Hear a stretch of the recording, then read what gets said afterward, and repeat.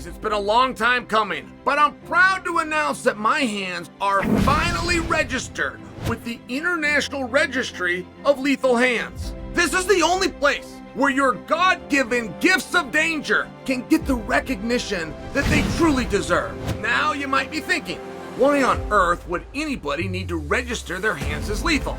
Let me break it down for you. There are those among us whose hands are so downright dangerous, they need to be documented. Registration is a moral responsibility, and it's a vote for the greater good of humanity. The sole mission of the International Registry for Lethal Hands is to catalog the most formidable hands on the planet. So if you know someone, and you even suspect they possess lethal hands, do not hesitate. Register them immediately. And if you've ever looked at your own hands and thought, damn, these dogs are dangerous, don't settle. Go register. Head over to registeryourhands.com, fill out a simple form, and you're official. Remember, use the promo code Chael to save 20%, or just click on the link below. I was working for a company called Fox. Fox is so instrumental in if you're ever telling the story of MMA and getting it mainstream and getting people to know what it is, and Fox bringing them in is, at that point, the biggest turning point for our sport as an industry. They started a show called UFC Tonight, and I was hosting that with Kenny Florian. And it was a very good level of participation in our sport. It was the only show on TV about MMA, aside from the fights themselves. So it was great fun and a great opportunity. And Fox asks me, I get asked about this. I had called Wanderlei Silva a dumb immigrant. And this wasn't a situation where there was about to be a disciplinary action. It was just brought up and asked about. Now that could have gone in a number of directions, and I suppose we'll never know. So this was written, and I was called out by a guy named Jesse Holland.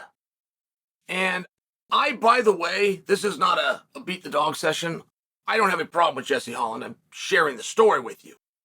So I said I work for Fox. You know, these are .coms, and the things that were happening on the .coms back then, you really never called them out. We didn't have anything known as a journalist back then.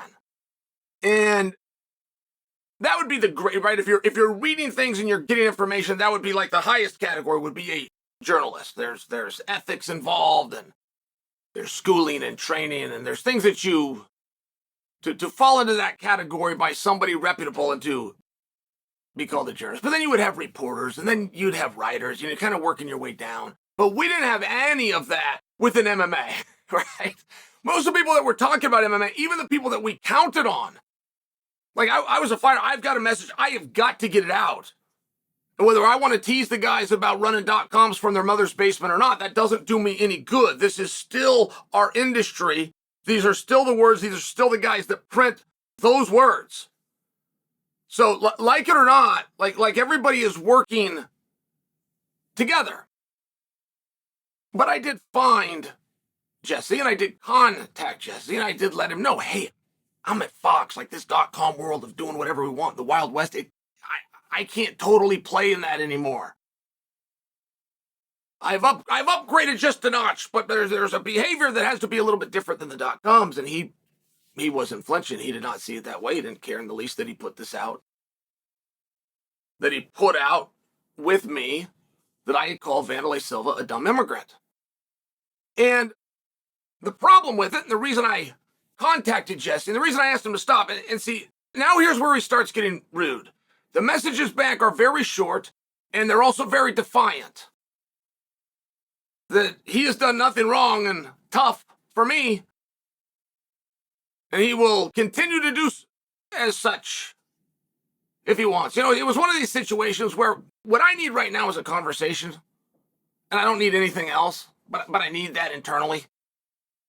I'm in LA. I had just left the studio. I'm back at the hotel. It's giving me very short responses, and they're very rude.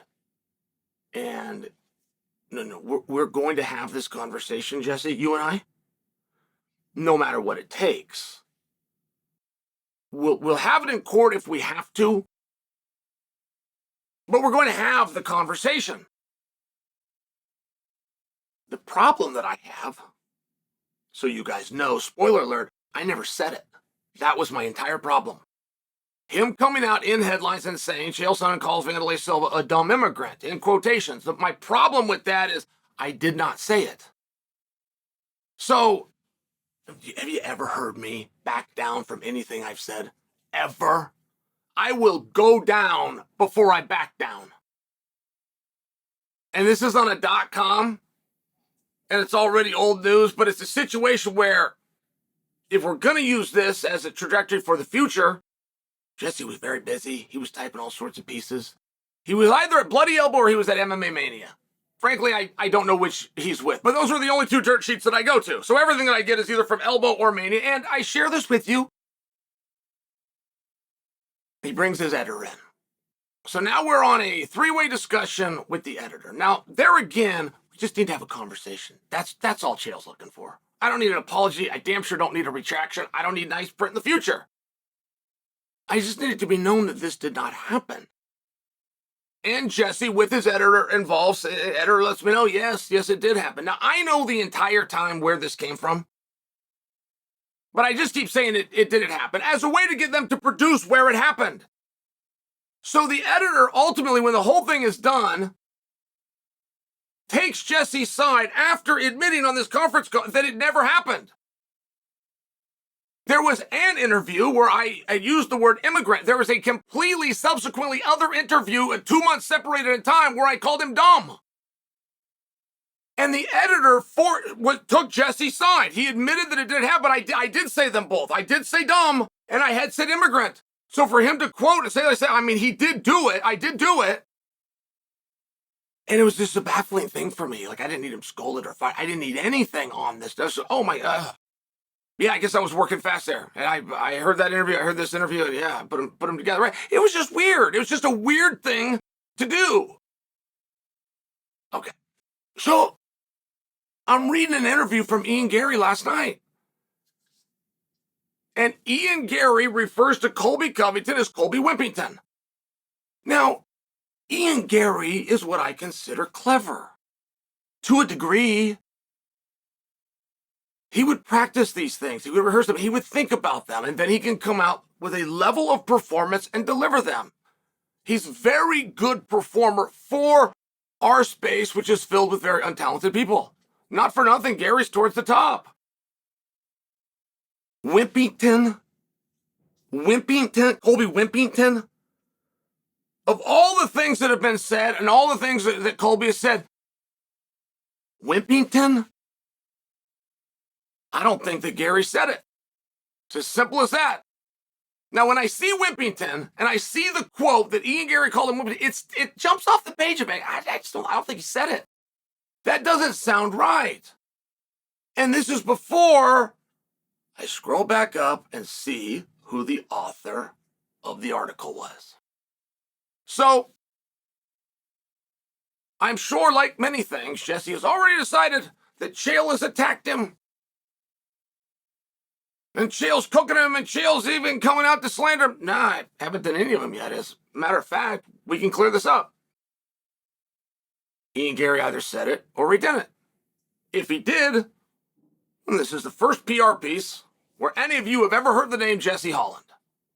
And he can thank me. And I most certainly would stand down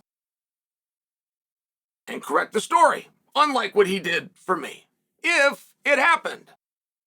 If it didn't happen, then maybe we do turn it into a bit of a whip the dog session, because it wouldn't be the first time that Jesse made something up. So, it's a bit of a challenge. I'm offering it. There is zero part of Jesse Holland who would not love some attention. So if he did do it, supply that he did it, we'll come back, get you more attention.